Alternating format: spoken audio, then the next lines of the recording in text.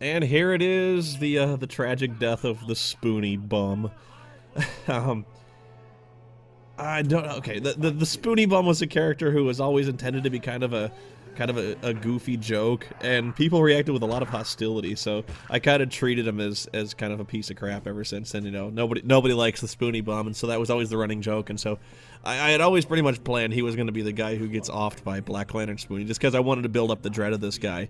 He's actually like the only one of my villains who has any kind of real menace. You know, like he's the only one who ever succeeds in his plans. You know what I mean? Like, you know, Black Lantern Spoony for a while was actually a pretty good villain, if I thought so anyway. The scene where he's in the far plane summoning up Titus, and I call him Titus, by the way, not Titus, because fuck Titus.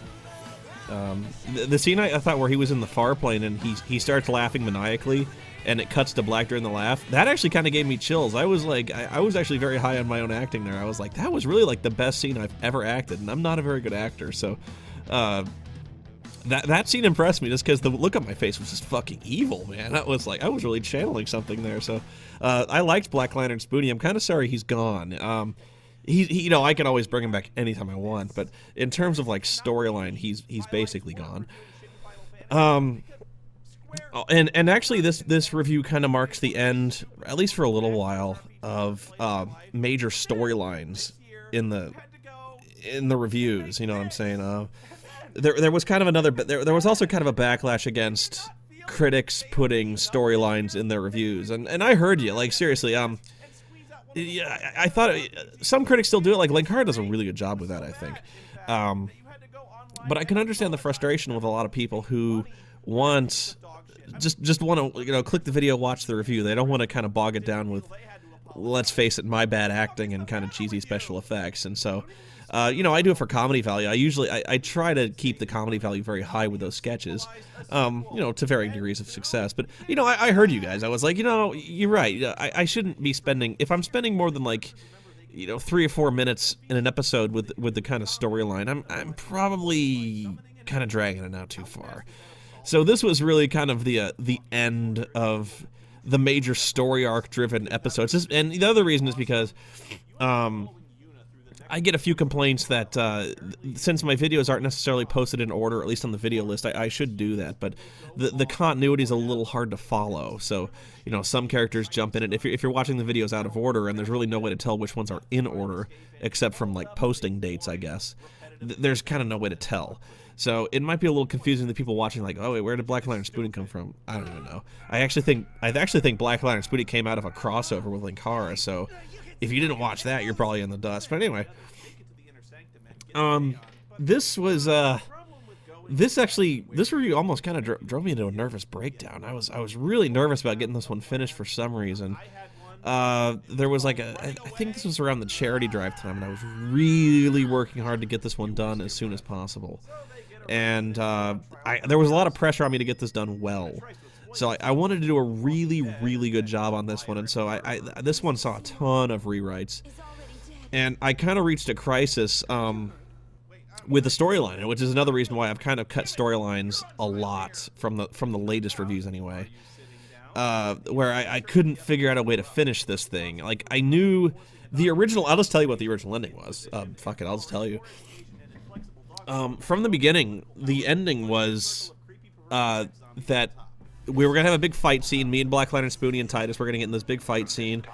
And I was going to get my ass kicked, and then Dr. Insano kind of runs in and throws the son of Insano and knocks him out. And he's like, I got my deadliest weapon, and he pulls out his cell phone. And so Black Lantern Spoony goes, "Oh, really? Like, who are you gonna call to save you now?" And then the Ghostbusters come in, and so I was gonna call the Arizona Ghostbusters to kind of come in and do a spot where they come in and they bust Black Lantern Spoony, and it was really funny the way I wrote it. And I always loved the Ghostbusters. So what happened was I emailed the Arizona Ghostbusters, and I was like, I'm shooting a short film, and I would love to have you guys be a part of it. You know, I'll drive you down, I'll cater. If there's anything you guys want, it's yours, you know. And they wrote me back, and they said, we only really do charity events, sorry. And I was like, that's cool. That if you want, seriously, charity event, name your charity. And I was like, I was even willing to throw down. I was willing to throw down quite a lot of money to get these guys in. It was that important to me. You know, I was like, seriously, if you guys have an appearance fee, I'll pay it. So I just wanted to get a number, you know, like just to hear what the number was. If they were like $10,000, I'd have been like, oh, geez, no. But if there was a number, this video might have been worth it, you know, to kind of get the Ghostbusters in and kind of get them to doing some stuff with me. And they're like, yeah, we're booked up. So I was like, fuck. So the Ghostbusters weren't coming. And I was like, oh, I was in a lot of trouble.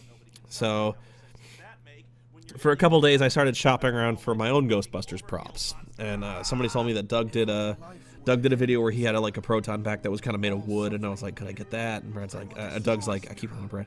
Doug was like, I think I threw it out. And I think he did. And I'm like, shit.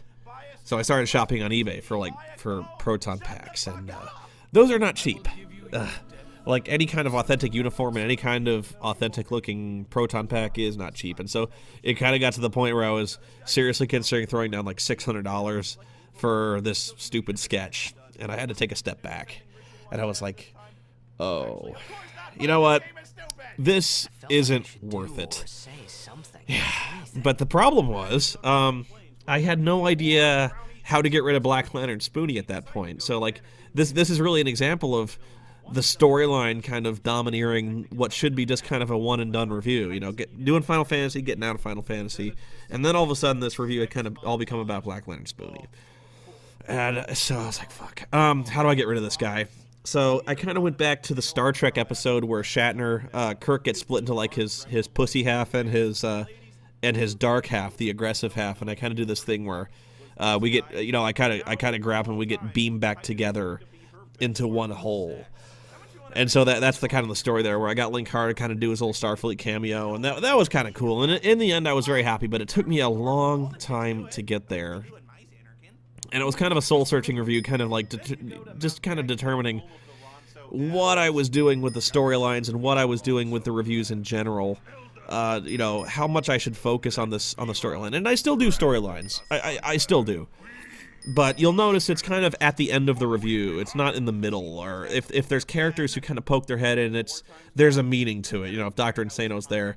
Really the only storyline going on is the whole goddamn Avatar thing, where there's the hyper time is breaking down and somebody's building a black gate. The Ultimate Warrior is like a Red Lantern, and he's trying to bring the Guardian through to make the world into Destrucity. I don't know. That's kind of the storyline going on now, but it's kind of contained to the Ultima storyline, and you know, I really hope it's not intrusive, where it's very simple. Like, you know, Warrior comes in, he's building the Black Gate, and it's done. And that's not to say that people who do storylines in their videos are doing it badly. In fact, I think people who do that do it very well. But I'm trying to make the fans happy in this case, and so I'm trying to make myself happy, really, because the whole notion of the storylines was actually getting to be rather of a distraction to just kind of getting the videos done. And that's really what you're tuning in for, I think, is to watching me lose my mind over Final Fantasy, which I haven't talked about up to this point. So I will now, and I've actually kind of forgotten what this video is like. So I'm watching it for the first time in a long time. Actually, one thing, you know what it was? The reason I basically written the Ghostbusters into the script in ink. You know, I was like, they're gonna do this. I don't know why I thought that, or I do know why I thought that. I was like, you know, if I write them, they will come. And the reason I thought that was because I was at the Chicago Comic Convention. I think it was WizardCon or something like that, with Doug Walker, and I met the Chicago Ghostbusters, and they were like, "We're huge fans of your work, Spoony." I'm like, really? And they're like, yeah, dude, if you ever need us for anything, we're there. And they said that, or at least one guy who was with the Chicago Ghostbusters said that, because I was dressed up as Dr. Insano, and they're like, dude, you're funny. If you need us, write us in, and we'll do it. So that was another thing. I was actually considering shooting this in Chicago. I was like, get the Chicago Ghostbusters, let's do this shit. But I was like, the Chicago Ghostbusters were so friendly and so open, or at least they promised they would be. Like, and then I called the Arizona Ghostbusters, or I wrote the Arizona Ghostbusters, and they were like, no. I was like, fuck, no. I was so confident. Damn it. Obviously, if you can't tell, this was done around Christmas. Oh, actually, no, this wasn't the donation drive. This was a Christmas thing we were doing. Yeah. Yeah, I was trying to get this done by Christmas, and that was part of why I was so stressed. Talking about the game itself. Really, I pretty much said everything I wanted to say about this game in the video. I pretty much spewed my hatred for about the better part of an hour and a half on this one, so I really don't have that much more to add. Except, there is one thing I forgot. And I can't believe it. And really, you can't consider this review complete until you talk about this. It's a big hole. The sphere grid. I never talked about the sphere grid. And when I was writing this review, I was writing in the script, and the thought did cross my mind. I was like, should I talk about the sphere grid? And for some reason, in my own drug-addled mind, I was like, no, I talked about that before. I never talked about it before. Oh, that's very vaginal right there. Yeah. There's not much I can add to that. Yeah, but for some reason, I thought, for a certainty, I was like, I talked about the sphere grid already. Of course I did. I didn't. I never did. So, I don't know. I don't know if I should talk about it here, actually, without footage. It's a little weird. What to say? I actually thought about shooting, like, an appendix video where I'm like, I forgot, I should talk about this. I'll talk about it now. The sphere grid is useless. There's... Jesus Christ. Like, and they keep repeating their mistake with this shit. Like, I don't know what it is with Square Enix. Or Squaresoft. Whoever made this. Whoever makes the Final Fantasy games now. Square Enix. I don't know what it is about them that they have to make leveling their character so goddamn obtuse and hard. I just don't. Rock to death. And it's symptomatic with the sphere grid, where you've got this thing where you got this huge map, okay, and it's got this weird little artsy drawing on it, and you've got these little nodes, and you have to collect orbs, and you have to light up the nodes, and when you light up the nodes, you get little powers. But here's the thing. There's no choice. The way the sphere grid is designed, it looks like you have a choice, with all the little twists and turns it makes and the little nodes on the way, like I'm really doing something. I'm active in the generation and customization of my character. But here's the thing, you're not. You don't have any choices at all with the sphere grid. You're just following this little design. You're basically tracing, you know, like there's no input from you. You have to light up every sphere on the way, on the map, with no choices, no input, no customization at all. It might as well just be a straight line. The only choices that you ever get are when you can use the key spheres and break into other characters' grids. Which I can see why they thought that was a really good idea. But it doesn't work. Here's why. Let's just say that I'm playing Lulu. And I'm leveling up Lulu, and I get the opportunity. I think one of the earliest opportunities you can get is to break into Titus's sphere grid. It's either Yuna or Lulu who can break into Titus's sphere grid. But here's the thing: you would never want to do that. Like never. Okay, here's what you got these spheres. What are you gonna do?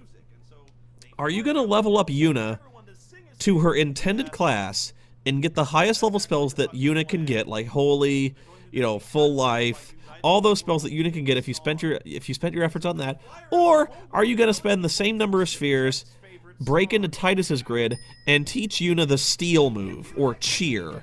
You know, are you really going to do that? Are you really going to forsake the high level magics for Yuna to get Titus's shitty first level, you know, early level shit? You're not!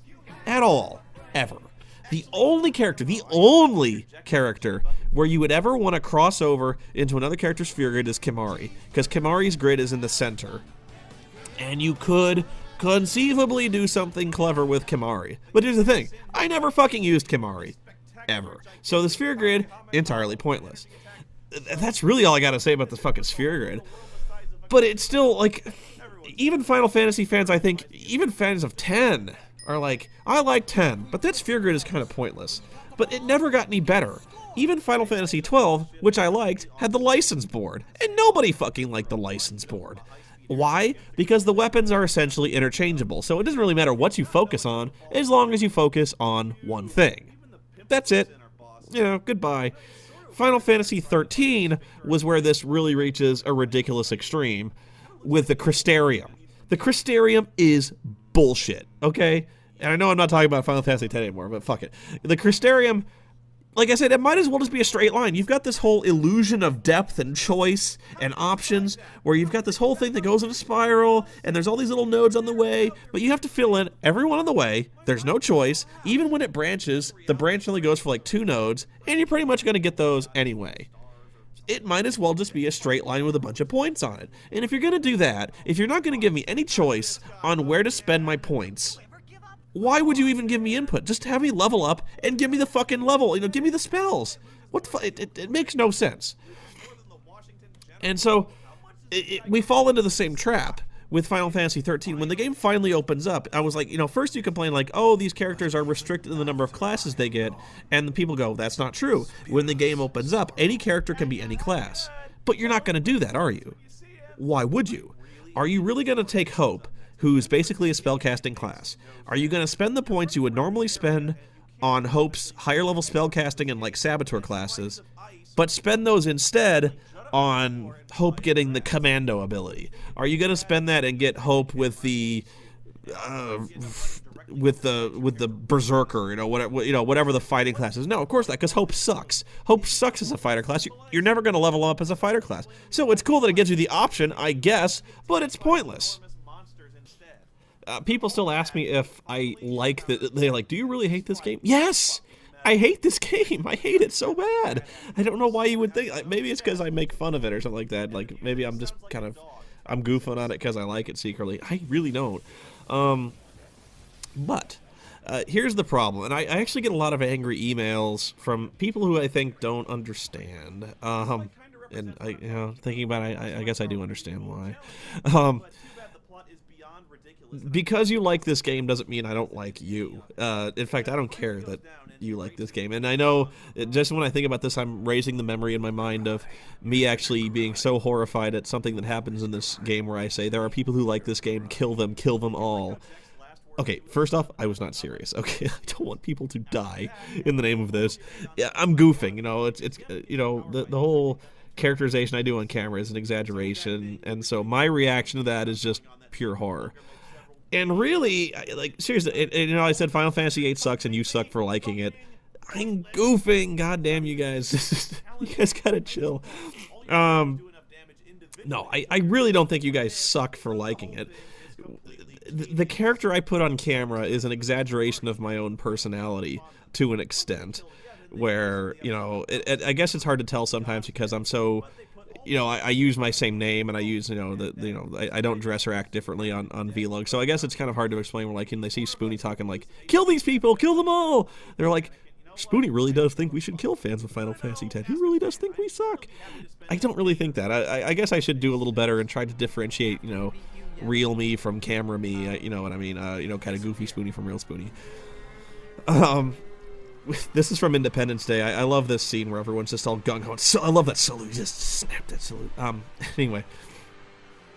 There's a Santino trombone march. Yes. I had to work that in there. So I really don't think you guys suck for liking it. Where it comes down to is, and I actually kind of got into a minor argument with Angry Joe over Mortal Kombat recently. And not really an argument, but it really does highlight the fact there are many different types of gamers. And I think in a way that Final Fantasy X, or not Final Fantasy X, JRPGs in general, Japanese RPGs, do not, by and large, appeal to me.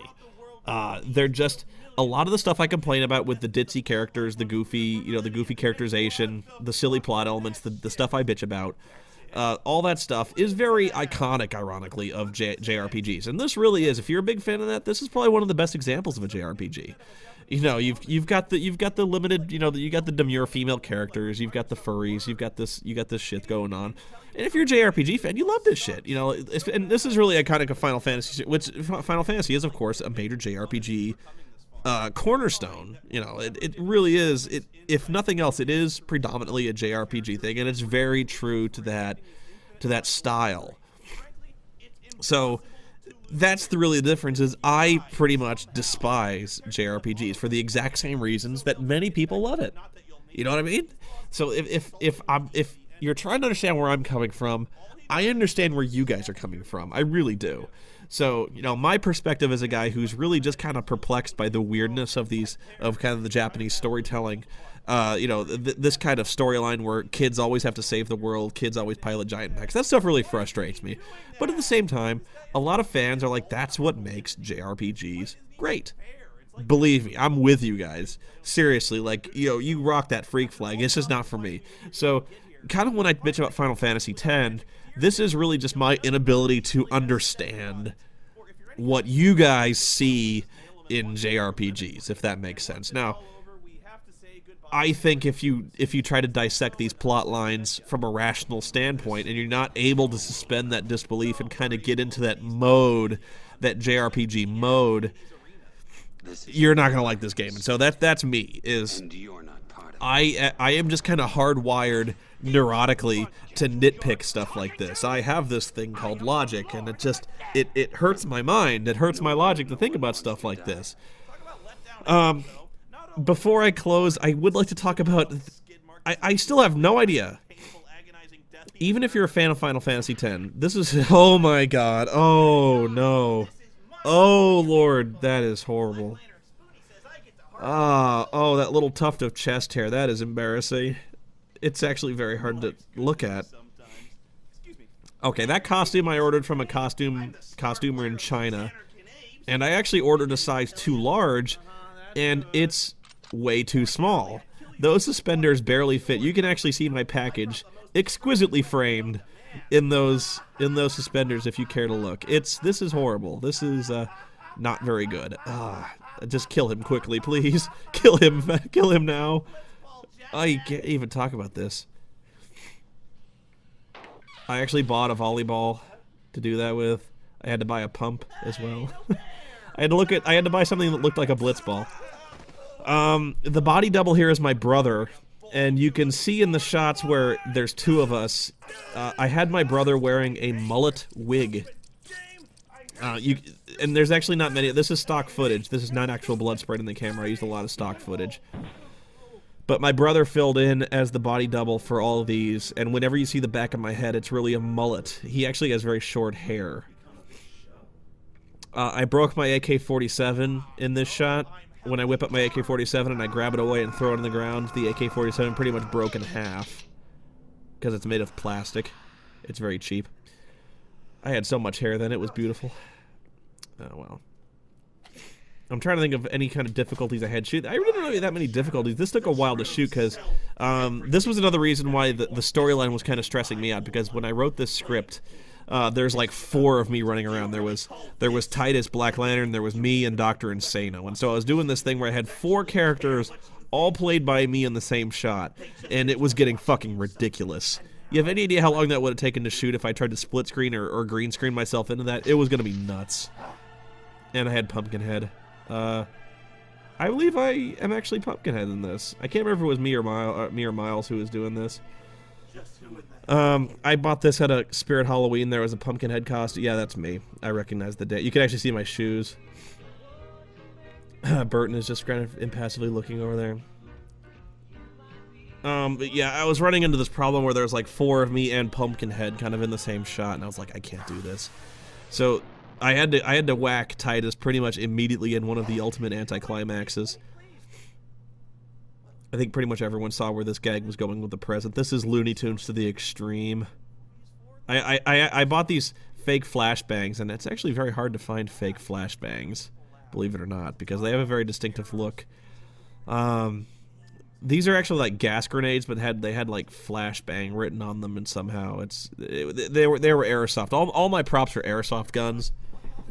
And there was another reason I was stressing out, was because I got the grenades, but the grenades didn't have pins, and I wanted to do this bit where the pins were kind of dangling from a string attached to the top of the box, because that kind of it just sets up the joke.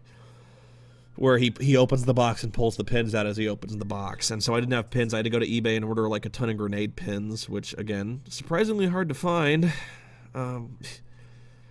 Yeah, that was a hard shot to set up. Doot doot doot boom.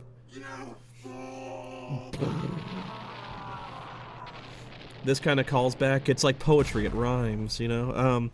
Where I jump out of the exploding room. Okay, anyway, what I was talking about with the Final Fantasy X thing, what I really don't know is how anyone can defend Yu Yevon at the end as a legitimate boss character. That game really ends with Jecht, the final Jecht fight.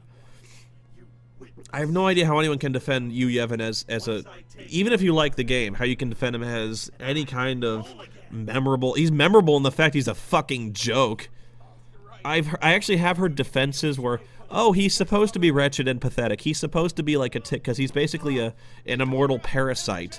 You know, he's a completely mindless, animalistic being who has no will of his own, and without the Aeons, he's worthless. And I guess it makes sense, but a good boss that does not make. You could have resolved that in a cutscene, you know. I always wanted to do this bit where I have my own little blitzball and it's the son of Insano. Just where he gets whacked in the face. That wig is the Gordon Ramsay wig. It was the best thing I could come up with to match Titus's stupid hair. And that's the end of Final Fantasy X. I'm sorry if I didn't talk about the game all that much, although, like I said, I pretty much blew my load on this game just in terms of the review. I pretty much tore this just about as... I tore this apart just about as thoroughly as it was ever going to get. Oh, Bennett the Sage. I should special thanks to Bennett the Sage for getting the footage for me. I actually took a fair amount of heat for Bennett getting the footage for me. They're like, you didn't really play this game. This is bullshit. How can you review the game if you didn't play the game? I played this game, dude. I played this game twice, all the way through. What Bennett did for me was get the footage again because I didn't feel like playing it a third time. Okay, that was really the only story there. Was like I finished that fucking game twice back in the day because when I was a kid I played it one time and I was like, that was dumb. I'll do it again because I was bored. I had a lot more time on my hands back then.